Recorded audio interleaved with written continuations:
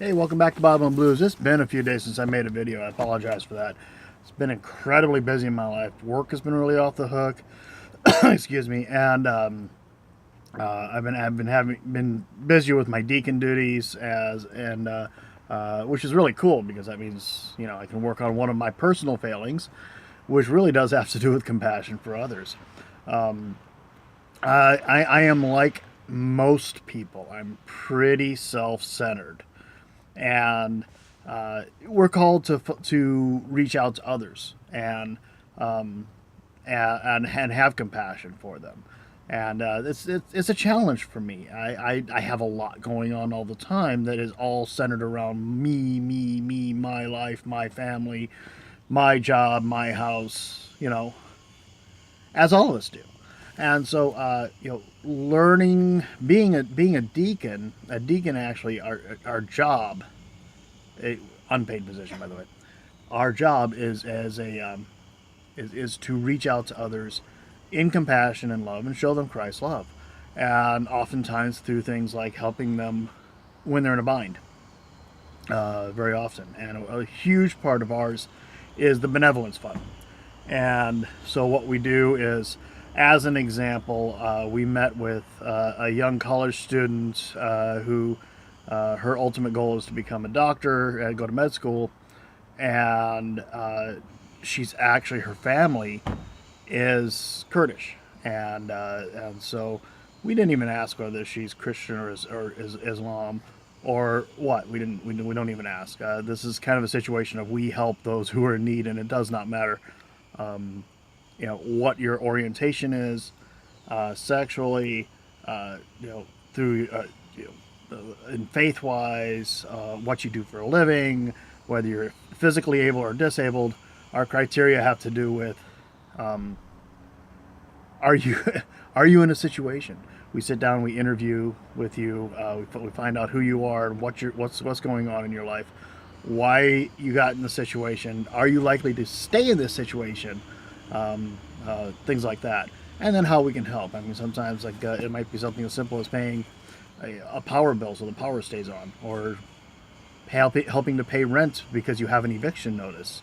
Um, so these are the things we do as deacons in the benevolence fund. We also do a lot of other things, the widows and orphans concept, going out and visiting people, helping people with projects and that are unable to do their projects. These are the things that we do as deacons. So a lot of times people ask, what do deacons do? And it's like, well, all those things that people say they wish the church would do. All the things that and you hear it frequently and actually you do hear from agnostics and atheists, people who don't go to church, and you hear it all the time because they have this preconceived notion that this is what happens. But all those things that you think the church should do, yeah, that's what we do. Okay, we're a small group of people that volunteer our time to do these things, and so I've been busy with that kind of thing, and it's a great way to take up. If all the things to take up your time, it is a great cause. And so what I'd like to encourage anybody who to volunteer their time in a way that helps others, that lifts others, and whether you do it obviously from my perspective, doing it in the name of Christ is the most effective and best way to do it. And we're told, if you don't do these things in my name, then then essentially it's just wasted effort, right? And so we're told to do that, and so to me that's it. But if you're an atheist and you're helping out the soup kitchen or the food bank or whatever you're doing, I think that's a good thing. And I think then you and I have a place to sit down and discuss things between being a theist versus an atheist. I think it's something that you and I can sit down and talk and say, this is something we agree on, is the need to help others. And so again, this, like I said, it's a failing of mine, is a thing that I need to work on, is to having compassion for others. And I think being a deacon, being called to be a deacon, has expressed that more, and caused me to pull me out of myself more. Anyway, so real quick, we're going to read Psalm 149. Okay, And almost done with Psalms. And I discussed that in the last video. And this is actually another little failing of mine, is the finish line.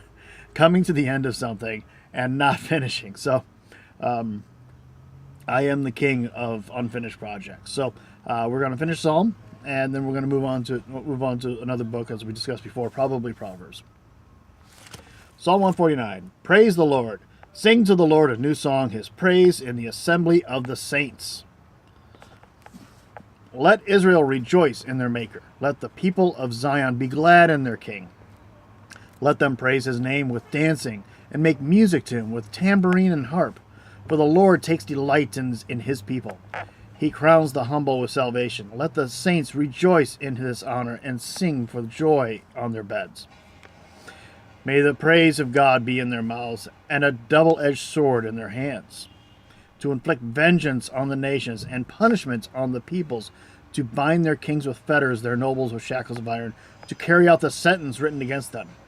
This is the glory of all his saints. Praise the Lord. That has two distinct sides to it.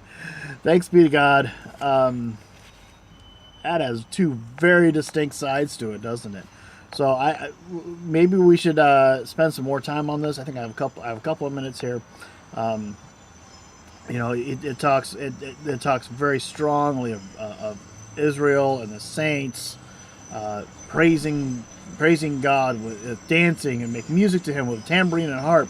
For the Lord takes delight in his people.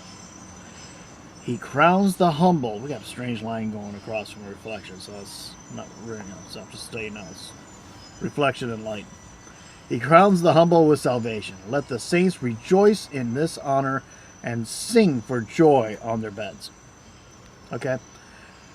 Then we can move on, and this is going to be a reconciliation thing. I mean, how do you reconcile this? And so, this is an opportunity to discuss things that we know that the peace that we want, and a double-edged sword in their hands.